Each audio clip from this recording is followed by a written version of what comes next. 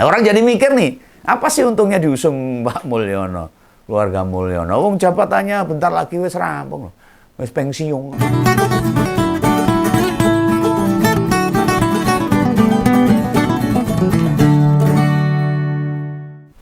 Ketemu lagi dengan Begawan, orang yang paling nganyel ke seluruh dunia. Tetap di Ngopini Politik. Wah, pagi ini atau siang ini atau malam ini hatiku tadi itu senengnya piye ngono lho. Beda senengnya tuh. Lalu berita kok delidir kayak antri sembako murah itu. Uyu-uyuan wis ora genah. Sampai bingung tuh mau ngangkat isu apa ini. Begawan mau ngomongin apa itu. Ngomongin politik tentang apa itu. Lah ada batalnya PDIP umumkan Pak Anies jadi calon gubernur di DKI. Terus ada kabar Bu Risma sama Pak Marzuki jadi cagup dan cawagup di Jawa Timur. Akan bertarung dengan Bu Khofifah sama Mas Dada. Itu ada Golkar yang kembali tetap mendukung Mbak Airin di Banten padahal baru dilepeh. Setelah didukung PDIP, wah bingung. Partai gede bingungi.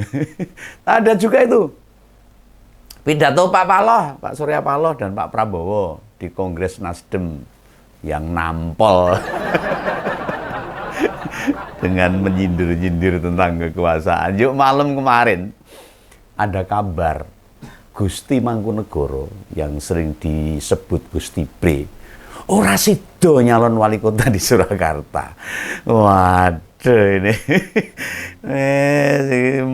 relawannya sudah untuk DP ora sido maju itu. Sudah bagi sembako tiwas dandan ora sido mangkat ini. Nah, termasuk Pak Riza Patria. Riza Patria mundur dari calon wali kota Tangsel. Ya, akhirnya begitulah. Dengan adanya keputusan MK 6070 kontestasi atau calon atau politik di Indonesia semakin bergeser kemana-mana itu. Lah mung kuwi tok. Saya akeh. Masih banyak nih. Bisa jadi pas konten ini ditayangkan yang saya bahas saat ini. Situasi politik ya wis ganti meneh. Ya politik itu setiap detik berganti kok. Nggak bisa menetap ya. Ya jadi maafkan daku lah bila konten ini pas muncul, pas saya bacakan mungkin peta politiknya sudah ada pergeseran yang baru. Ya enggak apa-apa. Bagian dari untuk dasar analisis bagi para penonton. Ya bingung. Ini bahkan bingung mau ngangkat isu apa ini. Kayaknya yang menarik ini yang perlu kita kupas karena ini meskipun tingkatnya regional tapi sifatnya nasional nih. Kayaknya nih, yang menarik itu tentang mundurnya Gusti Mangkunegoro ke-10 dan Arissa Patria. Keduanya kan dekat itu sama penguasa. Kalau Gusti Mangkunegoro itu didorong-dorong sama Gibran. Inspektur upacara 17-an Agustus kasihkan Gusti Mangkunegoro. Ya iyalah, itu sangat dekat itu. Gusti Mangkunegoro dengan Patria ini dengan pemenang Pilpres kemarin. Nah, bukankah semestinya yakin ini, pede banget dan optimis. Loh kok malah mundur? Ada apa ini? Apakah mereka merasa dipaksa? Apakah hanya jadi wayang? Atau mungkin malah Ibu Suri yang tidak setuju anaknya maju sebagai wali kota? Ya karena Mangkunegoro itu bagian dari teladan penjaga budaya bangsa khususnya Jawa. Keraton Mangkunegara itu kan cuma satu yang bisa menjadi teladan bagi seluruh Nusantara ini. Lah kok arep mudhun dadi wali kota sejajar dengan Komandan Kodim dan Mapolres, ketua DPRD tingkat kota. Nanti kalau medhok dirjen di bandara piye? Masa raja medhok dirjen. Nah ini apakah mereka diminta konsesi atau imbal balik? Bila menang pilkada harus ngapain aja? Mungkin ada hal-hal seperti itu. Politik kan bargaining aja isinya. Apa mereka nggak kuat ya mintanya? Mungkin loh ini. Atau tekanan ke mereka tinggi banget sehingga berat. Atau yang ngedukung mereka mintanya aneh-aneh. Itu para relawan tuh sekarang aneh-aneh. Dulu relawan zamannya Om Bengawan tuh clear. Ikhlas. Urunan ikhlas. Ya, sekarang jaluk aneh-aneh kok. Minta dipiknike. Minta proyek. Wah, ini relawan geragas-geragas. Ya coba, mari kita lihat satu persatu. Kita kupas aja lah. Gusti Mangkunegara dulu yang akan saya kupas nih, alias pimpinan Puro Mangkunegaran. Ya, kalau dilihat latar belakangnya maupun dukungan yang diberikan, kok aneh? Aneh saja kalau tiba-tiba mundur aneh. Jadi calon wali kota di hari pendaftaran loh ini. Mundurnya pas tanggal 27 Agustus pas saat pendaftaran ini. Nah, siapapun tahu tuh. Ada keluarga istana di balik majunya Gusti Mangkunegara jadi wali kota Surakarta. Om Bengawan sudah bahas kemarin itu. Om Bengawan sudah setuju Mangkunegara ke-10 turun tahta menjadi wali kota. Nggak setuju meskipun pangkatnya cuma pangeran. Tetapi dia petinggi Puro Mangkunegaran. Nah, ingatlah bansos dengan tas hijau yang sudah disebar oleh Gusti Mangkunegara memberikan sepertinya terpaksa banget. Ada sesuatu yang mendorong dari belakang. Isinya gula, minyak, beras. Ya entah sudah berapa ribu yang dibagikan kelewat kepada masyarakat Kota Surakarta. Ya, kucuran APBN, CSR, hibah atau penyelenggara event di Mangkunegaran banyak. Juga seakan tak pernah terberhenti itu terus-menerus di Puro Mangkunegaran. Nah, Gusti Pre atau Mangkunegara ke-10 dalam 3 bulan terakhir ini mulai belusukan, tiru-tiru itu. Belusukan, masuk kampung, keluar kampung, masuk pasar, keluar pasar. Pernah juga itu ditemani Gibran, wakil presiden terpilih ini, mbuh karepe ngopo. Lah belum lama malah dapat surat rekomendasi dari PSI. Wow, ini partai cilik metisir, nggak masuk Senayan tapi Jumawa aja ini ingin menguasai. Ini Raja Mangkunegaran, Pangeran Mangkunegaran mau ditangkang ini. Lah sebagai calon wali kota Solo, nerima surat dari Jakarta bersama pasangannya Mbak Astrid Widayani, itu rektor Unsa Surakarta. Kaisang juga itu yang lumpuk nih ketua-ketua partai di Solo itu. Tentu selain PDIP loh, waktu itu PDIP ditinggal itu, dikeroyok itu di Solo itu. Lah wong PDIP itu di kandangnya Banteng Solo dikeroyok itu. Ya mencereng. Ya, mereka ngeroyok PDIP untuk dukung Adipati ini. Lantas Mbak Astrid itu dikancani sapa coba? Masa nih lah wong ayune ora umum kon maju dhewe rawani lho. Apa Om Bengawan aja sama Om Bengawan piye ini Mbak Astrid. Maju calon wali kota dan wakil wali kota. Ini kabarnya ini ada Mas Respati Ardi yang dipilih Gerindra dari calon wali kota. Kalau nggak salah ini ketua HIPMI ini. Tapi kita tahu loh, waktu pemilihan HIPMI itu dibarengi dengan adu jotos itu di Solo itu. Di sebuah hotel. Masa Surakarta mau dipimpin seorang pemimpin yang dalam pemilihan ketua direwangi adu jotos. Oh, Surakarta remuk no. Nah itu kok yang diumumkan malah ketua DPD Gerindra Jateng, Pak Sudaryono. Mas Dar ini jenengan wis komunikasi sama Gibran dan Sikai belum? Engko nek nesu ora ditakoni siapa yang mau dicalonkan bolo nih. Repot loh. Lah majunya Gusti Pre kan didorong sama kakak beradik ini. Iya, siji waktu jadi wali kota membangun Mangkunegaran, gitu. Wah dibangun bagus Mangkunegaran, revitalisasi Mangkunegaran. Wah adiknya memberikan rekomendasi untuk maju wali kota. Lah ganti nih, biarkan mereka yang nyari piye ketika mundur. Aku penasaran ini, siapa yang dipilih ini? Mungkin belum banyak yang lupa. Puro Mangkunegaran adalah tempat yang dipilih presiden jadi lokasi pernikahan anak terakhirnya itu, Kaisang dengan Erina Gudono. Padahal dalam tradisi puro atau keraton, apakah bisa dipakai buat acara sakral oleh orang luar? Jangankan orang luar, buat acara punggawa keraton, abdi dalem, prajurit saja, nggak bisa kok. Malati itu kalau keraton. Bisa jadi bumerang. Banyak kok yang kaget sebenarnya waktu presiden mengumumkan Kaisang Erina menikah di Mangkunegaran. Oh, tapi relawannya ora umum banggane wis do kemayu posting. Wah, ora cetha itu. Hanya waktu itu sapa sing wani bantah, sing wani melarang seorang penguasa menggunakan Purwomangkunegaran untuk mantu, untuk ngerabekke anake kalau basa Jawanya. Yang bisa menggelar acara ya hanya kerabat dalam sebenarnya.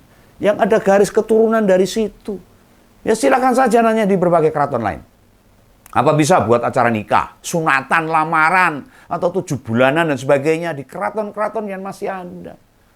Seperti ini sih nggak ada itu. Ya mungkin beban-beban ini mendera diri dan hati Gusti Mangkunegara ke-10.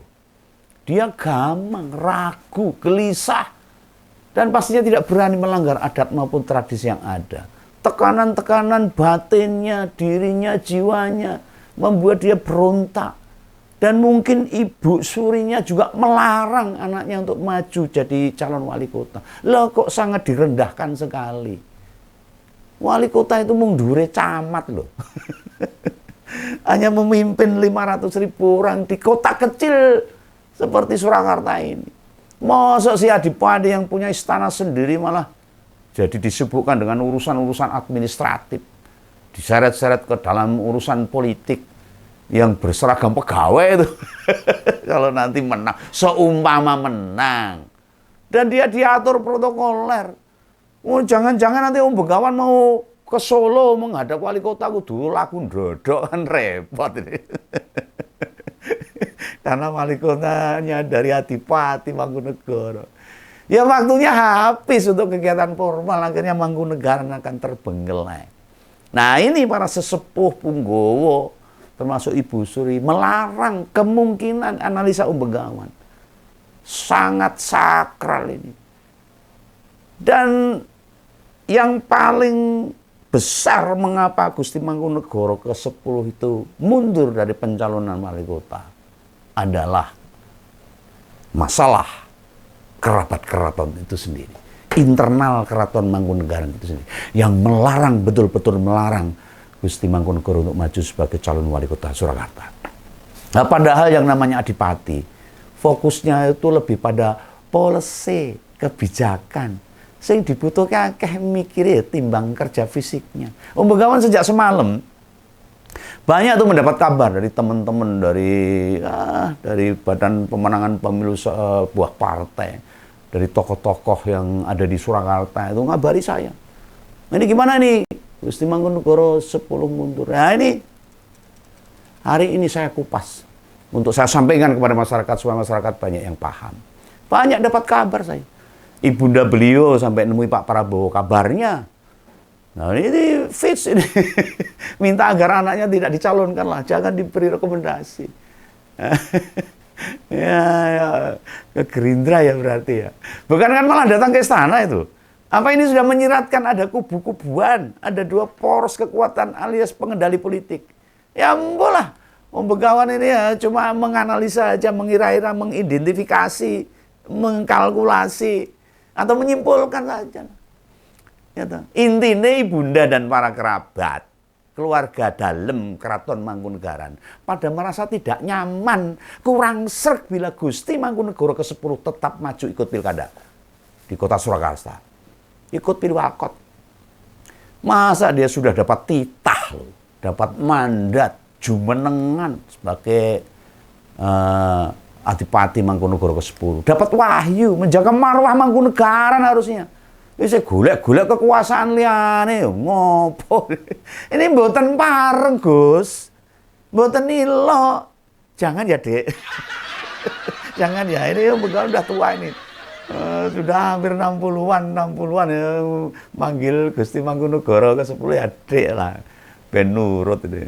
Nah terus, masa depan hubungan Mangkunegaran sama keluarga istana terus kepiye menurut panjenengan?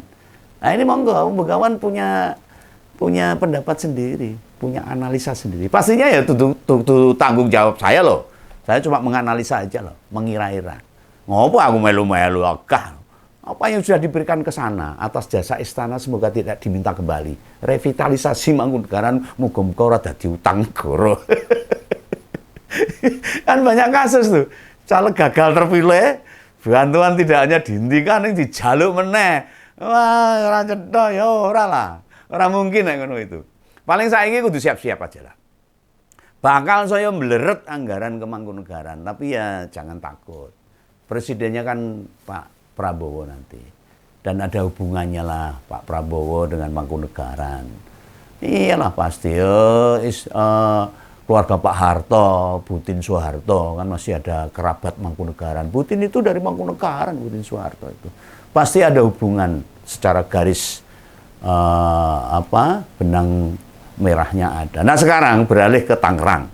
Tadi Gusti Mangkunegara ya wis lah, wis ora sida maju masyarakat Surakarta yang punya nalar, yang punya kecintaan pada budaya, pada etika unggah-ungguh pasti setuju dan senang Gusti Mangkunegara ke-10 tidak maju atas dorongan, atas sok-sokan beberapa orang relawan termasuk kerabat istana. Seorang bener itu. Tapi sorry ya para relawan tuh saya kemaki. Wah, saya nonton gemes gitu loh. Nah sekarang beralih ke Tangerang Selatan. Kota Tangsel. Di mana tiba-tiba Pak Ahmad Riza Patria mundur juga dicalonkan. Tidak itu saja, Partai Gerindra dan Demokrat malah mengalihkan dukungan ke kandidat lain. Dan seperti kita tahu, pencalonan Marcel sebagai pendamping Pak Riza berulang kali dibahas komika Pragiwaksono.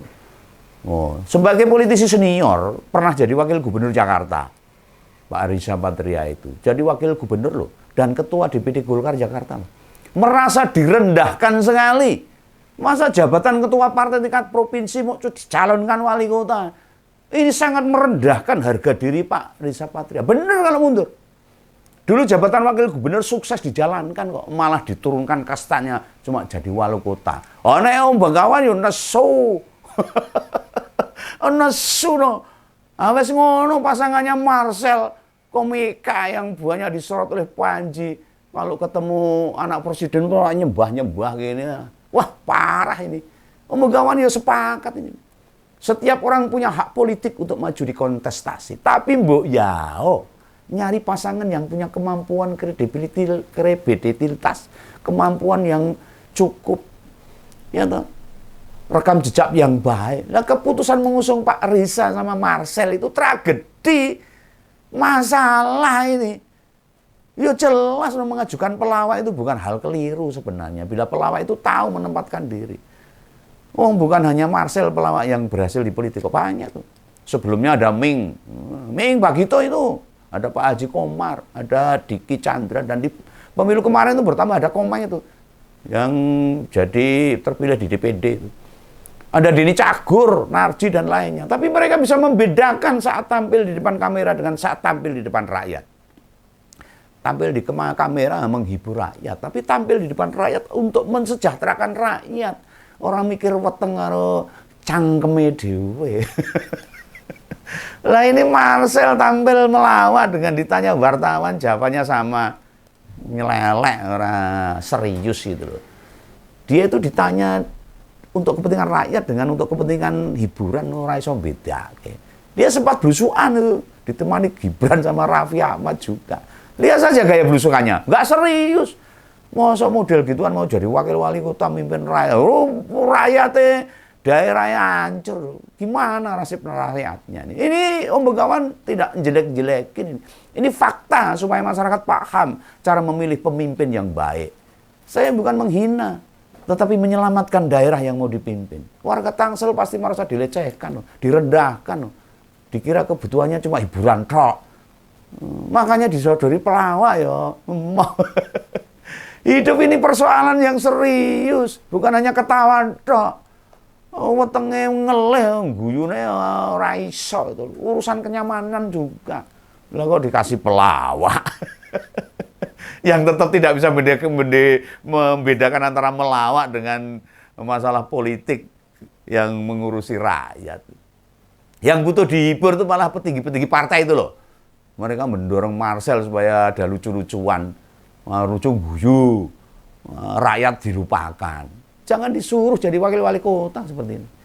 Ditanggap saja pada acara-acara partai biar menghibur pejabat-pejabat yang orang cedok itu.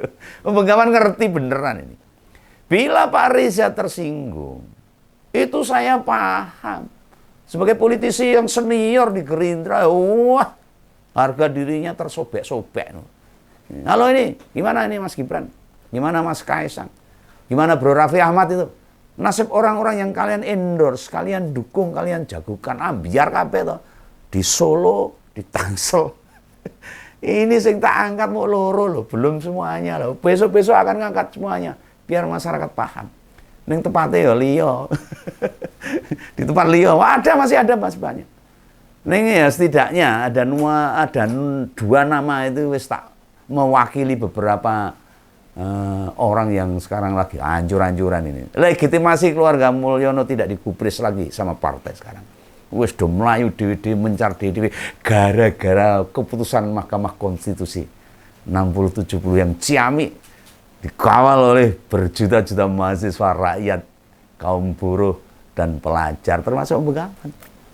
Nah, orang jadi mikir nih, apa sih untungnya diusung Pak Mulyono, keluarga Mulyono? Wong jabatannya bentar lagi wis rampung, wis pensiun. Bukan itu saja, dukungan yang diberikan seringkali tidak ada tempatnya. Nabrak-nabrak apa wae. Kaya mobil tanpa rem, gaspol remblong mandekene nabrak bu. Bres, mandek. Nek ora yo nyasake apa-apa kabeh ditabrak. Cilaka loh. Itu ya, pesan Bengawan. Sampai jumpa di lain kesempatan. Saya suka hari ini. Dadah.